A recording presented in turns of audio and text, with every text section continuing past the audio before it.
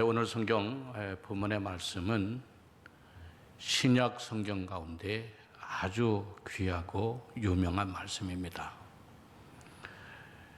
역사상 수많은 사람들이 이 말씀을 암송하기도 했고 또 이 말씀을 가지고 설교하기도 했고 이 말씀을 통하여 구원을 받기도 했습니다. 다른 이로서는 구원을 얻을 수 없나니 천하 사람의 구원을 얻을 만한 다른 이름을 우리에게 주신 적이 없다. 이 말씀을 가리켜서 영국의 유명한 설교가 마틴 노이즈 존스 목사님은 예수님의 두 번째 이름은 없다 그랬습니다. 다시 말하면 오직 예수님의 이름으로서만 구원을 받을 수 있다라고 하는 말씀입니다.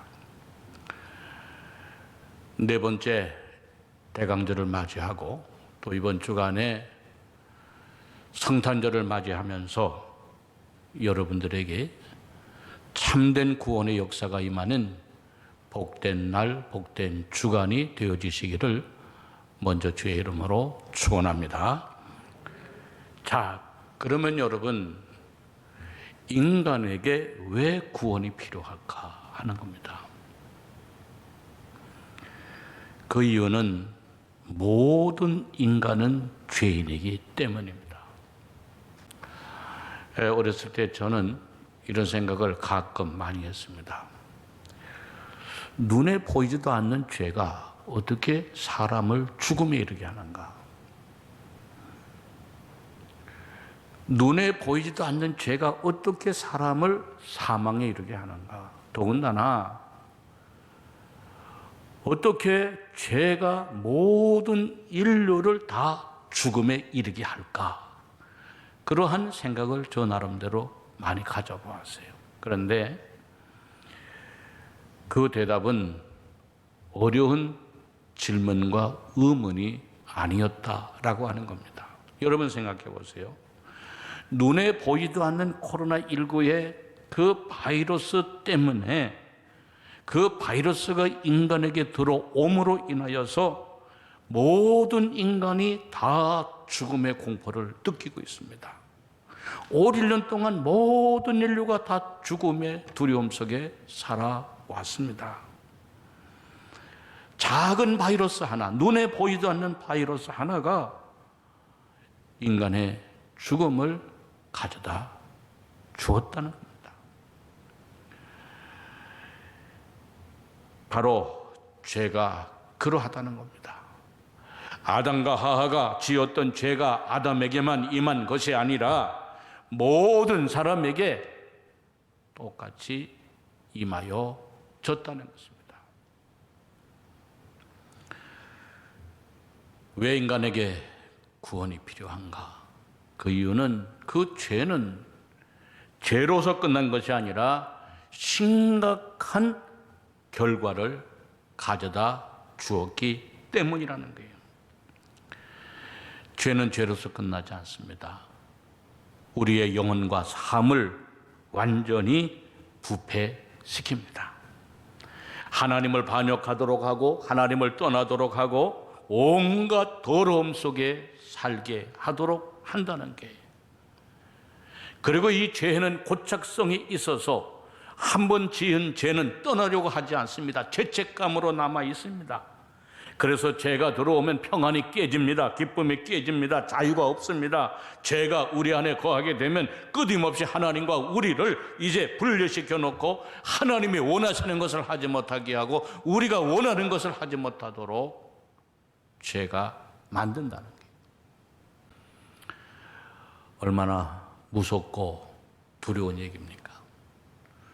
우리가 이 짧은 인생을 사는 것도 힘이 든데 죽어서 영원한 불못에 빠져서 심판을 받게 된다면 얼마나 우리의 인생이 두렵고 어렵겠습니까?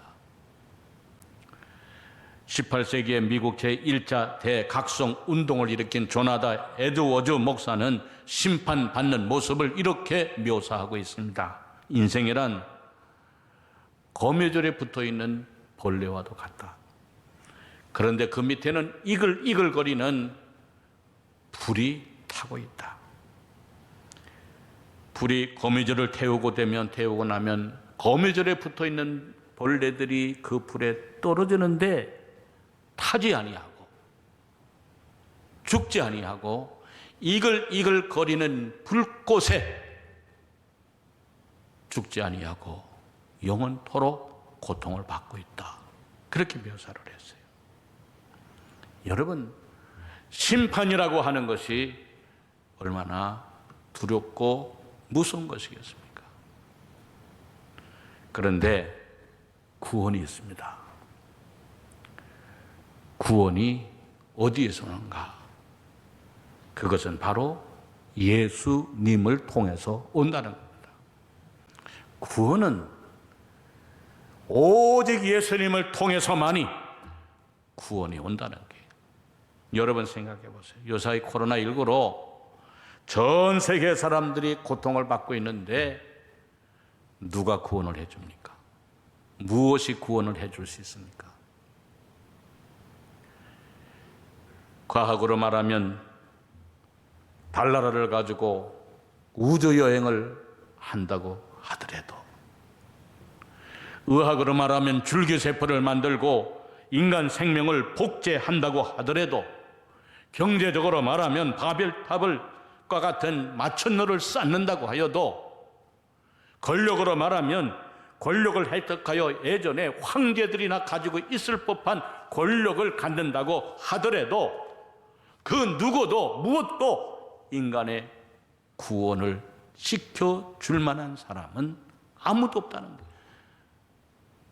자신의 목숨 하나, 자신의 생명 하나 부지할 수 없는 것이 바로 사람이라고 하는 것입니다.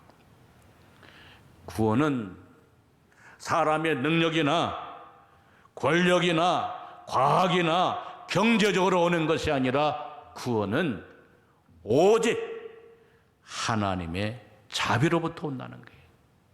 하나님의 사랑으로부터 온다는 거예요. 하나님의 용서로부터 온다는 거예요. 그래서 구원은 하나님이 우리에게 주시는 선물이라고 하는 것입니다. 여러분, 그러면 우리가 어떻게 구원을 받을 수 있을까? 그거는 믿음으로 받습니다. 하나님의 사랑과 하나님의 자비하심으로 말미암아 오직 우리는 그 은혜에 의하여 믿음으로 말미암아 구원을 받는 거예요.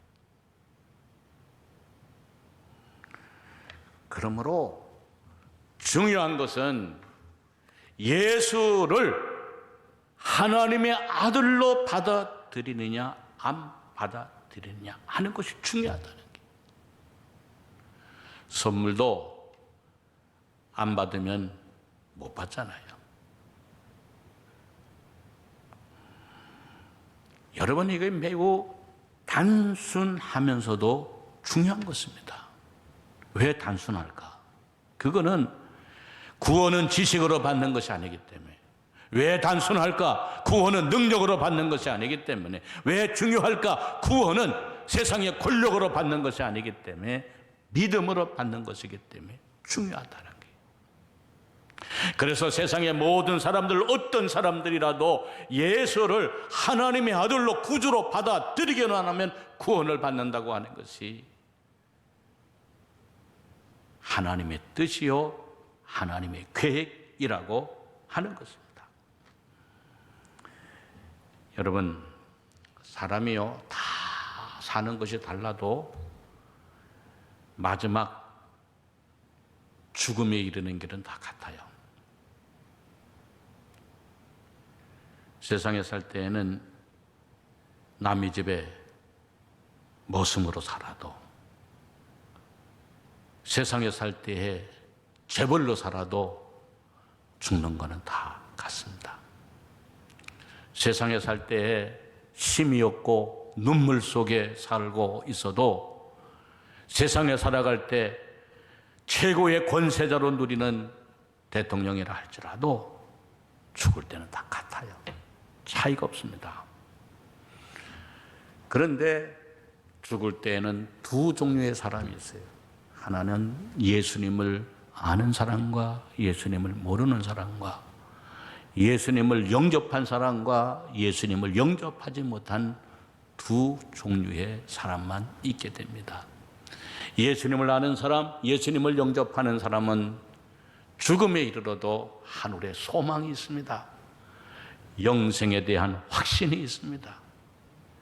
그래서 두렵지 않고 평안하고 기쁨이며 여행을 떠나는 사람처럼 세상을 떠나 하나님의 품에 안깁니다.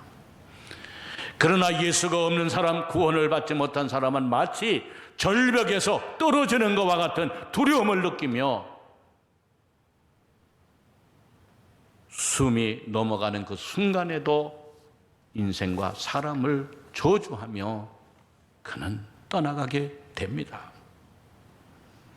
여러분, 세상에서 무엇을 소유하고 무엇을 이루었는가가 중요한 것이 아니라 중요한 것은 영생을 소유하고 살았느냐, 영생을 소유하지 못하고 살았느냐가 중요하다는 거예요. 예수님을 영접하고 살았느냐, 예수님을 모르고 살았느냐 하는 것이 중요하다는 거예요.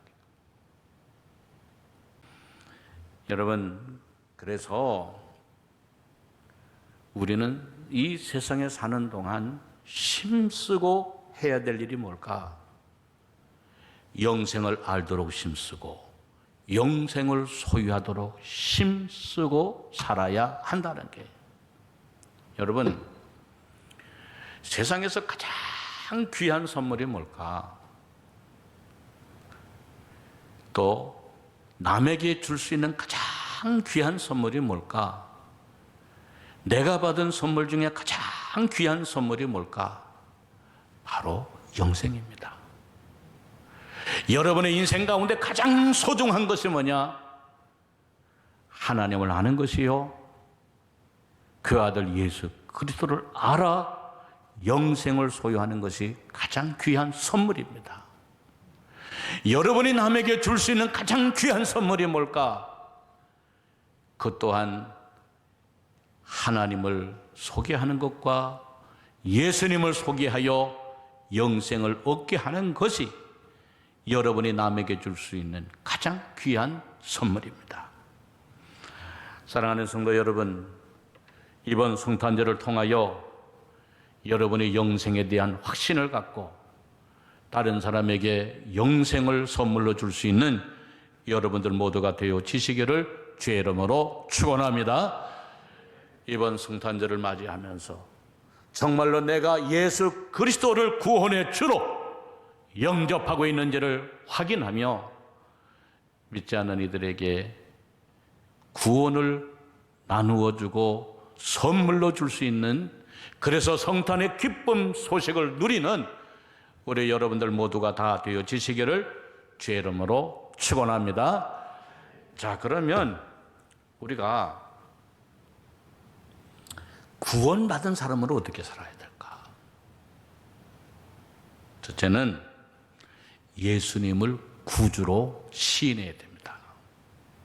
시인한다는 말은 인정한다는 말이잖아요. 또 시인한다는 말은 내 입으로 고백한다는 말이에요.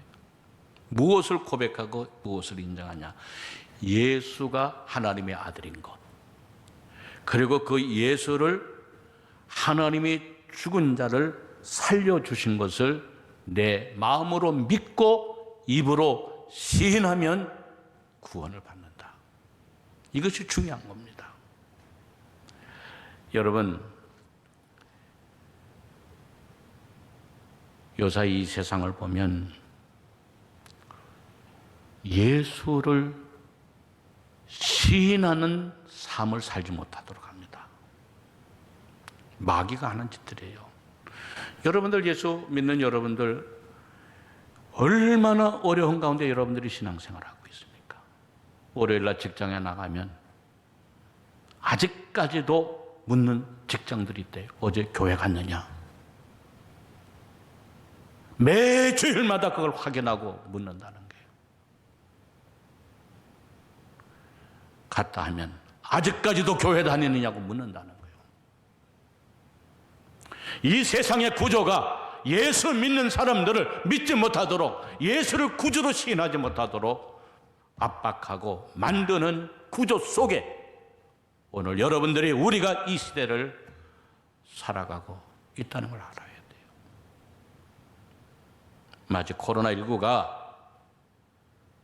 교회가 원상인 것처럼 인식을 시켜서 어떻게든 예수 믿는 사람들을 신앙으로부터 떨어지게 하고 하나님으로부터 떨어지게 하고자 하는 이 세상에, 이것은 사탄이 역사하는 것을 알아야 된다는 거예요. 여러분 직장만 그런 게 아니에요. 가족관계도 그래요. 우리 교인들이 가운데 여러 명이 그래요. 가족관계들, 심지어는 친척관계들, 형제관계들끼리 모여도 예수 믿는 사람이 있으면 일부러 마스크를 쓰고 멀리 가서 앉는다는 게, 나에게 다가오지 말라고 얘기한다는 게, 무언에 압박을 하고 무언에 핍박을 한다는 게. 그래서 예수 믿는 사람들이 예수 믿는 형제들을 안 만나려고 해요. 오늘 여러분이 이 시대를 살아가는 것이 예수를 하나님의 아들로 시인하고 나의 입으로 시인하며 산다고 하는 것이 결코 쉬운 시대가 아니라고 하는 것을 여러분들이 알아야 돼요. 여러분, 날마다 예수의 이름을 시인하며 사는 여러분들이 되시기를 바랍니다. 예수님은 나의 구주요, 하나님의 아들이요, 예수님은 나의 생명의 주인이심을 고백하며 살아가게 되어질 때 주님이 오시는 구원의 삶을 누리게 되어진다는 거예요. 오늘 이와 같은 은총이 여러분 한 분 한 분 위에 가득 임하여 차시기를 주의 이름으로 축원합니다. 둘째로, 구원받은 우리들이 어떻게 살아야 될까? 둘째는 구원의 긴박성을 가지고 살아야 돼요. 그래서 여러분, 우리가 구원을 받는 것이 육정으로나 혈통으로 구원을 받는 것이 아니라 우리의 믿음으로 구원을 받는 겁니다. 나의 믿음으로 구원을 받는 겁니다. 그러므로 중요한 것은 내 믿음이 중요합니다. 가문이나 혈통으로 구원을 받는 것이 아니라 누구든지 예수의 이름을 부르면 구원을 받도록 되어 있는 것입니다. 부모님들이요, 속상해하는 게 있습니다. 그것은 자녀들이 내 눈앞에서 내가 살아있는 동안에 예수 잘 믿고 신앙생활 바로 하고 교회 가서 예배 잘 드리고 봉사하고 그런 삶을 살기를 부모들이 원합니다. 근데 자녀들은 듣지 않습니다. 나도 옛날 교회 다녔다고, 나도 나중에 예수 믿게 될 거라고, 내 인생 내 마음대로 사는데 교회 다니는 것조차 내 마음대로 못하게 살게 하느냐고 자녀들은 항변합니다. 그래서 부모님들이 속상해합니다.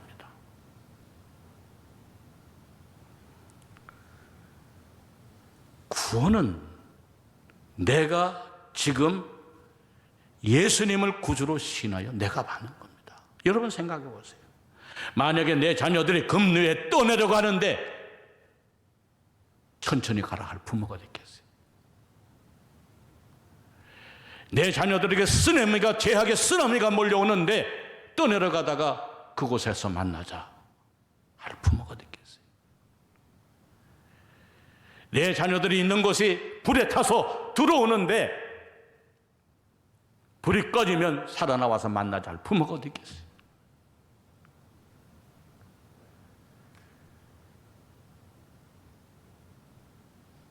부모들이 불 속에 자녀들이 있다면, 부모들이 물의 자녀들이 죄악의 세상에 떠내려가고 있다면 달려 들어가서라도 건져내고 싶고 구원해내고 싶은 것이 부모들의 마음이 아니겠는가.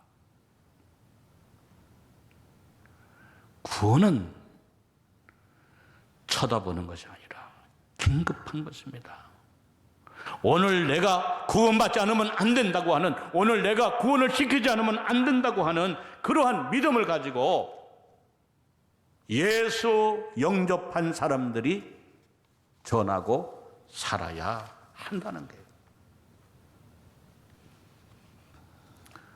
요사이 참 세상 돌아가는 거 보면 참 안타까운 일이 한두 가지가 아닙니다.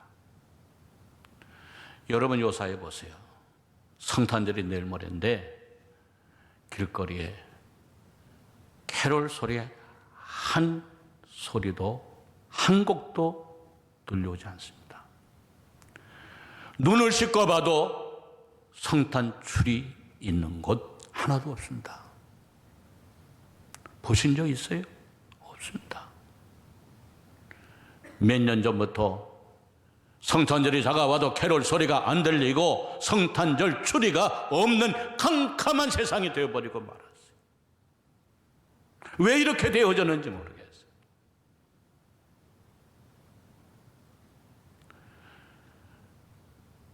오래전에 성탄절 즈음에 제가 평양을 갔던 적이 있어요. 평양을 가니까 저희를 초청한 분들이 평양에서 제일 높고 제일 좋은 호텔, 고려 호텔로 저희들을 안내했어요. 고려 호텔 맨 꼭대기층에 올라가면 거기에 회전으로 돌아가는, 회전이 되어지는 그 위에 테이블이 있고 거기에 아주 최고급 음식점이 있어요. 그곳으로 저희를 안내했어요.